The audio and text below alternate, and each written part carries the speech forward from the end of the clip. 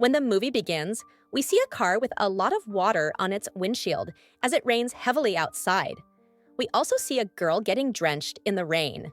The scene cuts to a man named Patrick, who is currently at home. It's also raining heavily, but he's sitting inside, listening to the radio. We see that Patrick lives in a camper van, a van he uses as a home. Suddenly, someone knocks on his door. Hearing this, Patrick shouts, "Whoever's outside should leave because I have no intention of opening the door." The man leaves, and Patrick returns to sit on a chair. But a moment later, someone knocks again. This time, a girl's voice says, "I need help," and he asks her to open the door quickly. Hearing this, Patrick goes to the door. Opening it slightly, he asks her what she needs. The girl says it's raining heavily outside, and she needs to go to a town ahead. Can he give her a lift so she can get there safely? Patrick tells her she's getting very wet, so she should get inside. When she comes in, Patrick is surprised to see her, as if he's seen her somewhere before. Patrick asks her, "It's already late, so where are you going at this time of night?" The girl tells him she just needs to go to the next town. Patrick even brings her a towel, but the girl refuses, saying, "I don't need a towel. Just drop me where I want to go." Patrick tells her, "The van has been broken down for a long time. It's not running, so I can't drop you off at the town. A bus leaves tomorrow morning, so she can take that bus. So you spend the night here and leave tomorrow morning." He also tells her that the children in this town often tease him. They knock on the door and leave. "That's why when you first knocked on the door, I told you to leave because I thought there might be some kid there just for fun." He then says, "You're so wet. So why don't you take off your shirt and give it to me so I can put it near the heater and dry it?" He says this and stands in front of her as if he's trying to force her to do it. The girl is terrified, but she still gives him her shirt, and Patrick hangs it on the door near the heater so it can dry. Patrick then asks the girl, "She doesn't seem to be from here. So where is she from? What is her purpose? Where is she going?" The girl explains that she was sleeping on the beach, but the rain woke her up. That's why she came here to ask for help. Patrick is shocked to hear this, as the beach is very far away, and if she had run all the way from the beach to here, she would have had to travel many miles. This was impossible. Therefore, he understands that the girl is lying. But when he looks at her feet, he sees beach mud on them, which confuses him. Patrick then offers her a drink, but she refuses. She asks for his phone so she can make a call. Patrick says there's no phone here. He then takes some coins from his pocket and places them on the table in front of her, telling her that there's a phone booth a little further ahead where she could make a call. But because it's so late at night, the phone booth must be closed, which is why she had to spend the night here. He adds, "But I have the key to the phone booth. If she wants, he can go there with her." But the girl refuses and starts walking away. But when she sees a strong storm brewing outside, she plans to stay. She sees several girls' belongings in Patrick's trolley, which makes her think they might belong to his wife. Patrick then suggests, "Why don't you take a hot bath so she can get clean and his shirt will dry?" He says this and stands in front of her again, as if forcing her to do so. The girl panics and reluctantly goes into the bathroom to take a bath. Just then, we notice something passing over the van, a loud noise making the girl even more nervous. Patrick wonders how the girl got there so late at night. She said she came from the beach, but the beach is very far away. She's seen the girl somewhere, but she can't remember where. The girl also thinks, "He keeps coming and standing in front of me," which makes her a little scared, and she feels something is definitely wrong with him. Now, both of them are suspicious of each other. They feel something strange is happening. While the girl is taking a bath in the bathroom, a lot of blood starts flowing from her head. But then she regains consciousness and thinks it might be a hallucination. That is, she saw a thought that was only in her mind, unrelated to reality. When she comes out of the bath, she sees Patrick making soup for her. Patrick gives her a sweater to wear. The girl asks, "Whose sweater is this?" He replies, "It's my friend's," and the girl immediately puts it on. Patrick then asks, "Are you married?" Hearing this, the girl, the visitor, says, "I can't even take proper care of myself. How will I take care of my husband? That's why I haven't married yet," I keep moving from city to city, getting myself into situations that are very difficult to escape. Like, I'm stuck here, and it's so difficult to get out.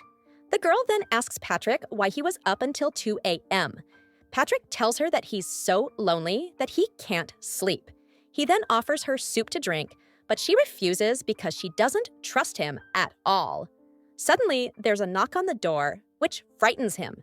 He asks the visitor, "Is that someone you know? Have you called anyone?" The visitor tells her that no one is with her. She's completely alone. Hearing this, Patrick looks out the door, but he doesn't see anyone there, and he realizes it must be the children playing a prank on him. So he immediately locks the door. Patrick then sees that the visitor, instead of drinking the soup, is throwing it away. Seeing this, he understands that the girl still doesn't believe him. That's why she's not eating the food he gave her, not even drinking the soup. So Patrick tells her, "You should have eaten that food because I didn't add anything to it." The girl responds, "I didn't want to do this, but I did it anyway because I still can't believe you." Hearing this, Patrick brings a flashlight because the lights are out and tells her she can leave if she wants. He's not forcing her. The girl says, "No, I don't want to leave, and we should fix the fuse box together so the lights come back on." The girl now feels like this man is perfectly fine, and she's just doubting him for no reason. So from now on, she tries to communicate with him politely. Then they both go to fix the fuse. Patrick leads the way, while the boy stands behind, holding a flashlight. But the flashlight falls on Patrick's clothes, stained with blood. He also carries a hammer with a shell on it. This frightens her, and she thinks he might be the murderer, but she goes to get medicine to treat the injury on his back. When she sees the medicine box, she finds a large number of earrings in one of them, including his own wife's. She's shocked and confused as to what is going on. She immediately comes out and confronts Patrick, asking why he stole her earrings. Hearing this, Patrick replies, "I'm seeing you for the first time, so it's impossible I stole your earrings. None of them could be yours." The girl, terrified, decides to leave. She says, "Open the van door so I can go." Patrick says the door is already open. "If you want to go, leave immediately." He says, "You came here yourself to ask for help, and I helped you, but why are you acting like I'm wrong now? Why do people come to me asking for help, only to later blame me? It's better you don't come to me at all, because if they don't come to me, I won't help anyone." When the girl opens the door, she sees a fierce storm brewing outside, so she decides to stay. She apologizes to Patrick, saying, "I'm sorry. I'm sorry I treated you like this. You shouldn't have done that." Patrick forgave her and started playing cards with her. He said, "I was married, but my wife used to take drugs. One day, she overdosed and died." He further said, "I first met my wife at a gas station. She asked for help because she was hungry, so I bought her a packet of chips. We fell in love there for the first time and got married." Hearing this, the girl believed him, and this time she had a drink. Just then, Patrick heard a car approaching outside. When he went out to see whose car it was, the girl immediately got up and went to her bedroom because she heard a phone vibrating and thought there might be a phone there. When he went there and pulled back the curtain, he was shocked to find the body of a girl lying there, clutching a packet of chips. The girl was terrified and convinced that Patrick was indeed a murderer. He must have met this girl at the gas station, bought her chips. This is the same girl whose story he was just telling, but he was lying, saying she was his wife. The girl was terrified by this and immediately decided to run away. But as soon as she turned around, Patrick was standing in front of her, who immediately attacked her and tied her up. He said, "Don't fight. Don't try to fight, because it'll be useless. I killed the first girl with drugs. It's a drug that causes the body to dehydrate, causing the throat to swell, leading to death. You're gonna die the same way because I've mixed the same drug in your drink too." That's what happened. The girl started feeling strange, and her throat swelled, leading to her death shortly after. But now comes a twist that will surprise you. Yes, it's true that Patrick is a serial killer. That girl wasn't his wife, but he'd lured her here with chips, luring her with his words so he could give her a painful death, because that was his job, and he enjoyed it. She was his victim, the predator, whom he called his wife, and this girl who came to Patrick for help, the visitor. This was the same girl we saw at the beginning, drenched in the rain. Patrick was sitting in the car at that time, and he had taken a liking to her and was planning to make her his prey. That's why he felt as if he'd seen her somewhere before. Patrick wasn't that young at that time, and now he's old. He'd preyed on many girls and brutally killed them because he'd become accustomed to giving them such painful deaths. He'd killed them unwillingly, and now he's old and completely alone. That's why he called her his wife, because his mental balance had deteriorated a bit, but he often regretted his actions. And here's an even bigger secret I'll tell you, one that will shock you. It's that everything we've seen in the story so far was just a thought going through Patrick's mind. His mind had deteriorated so much that he could see his victims as he murdered them, although this had happened long ago.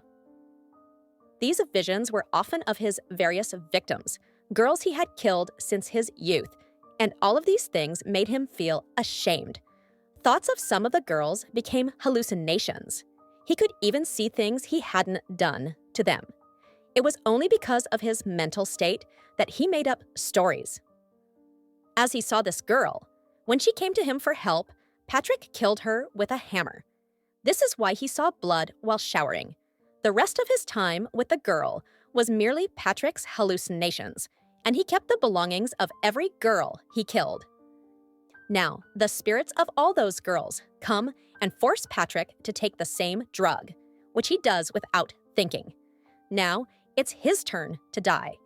He was about to die carrying with him the guilt of being a serial killer, but now it was useless. His guilt would die with him, and with that, the movie's story ends.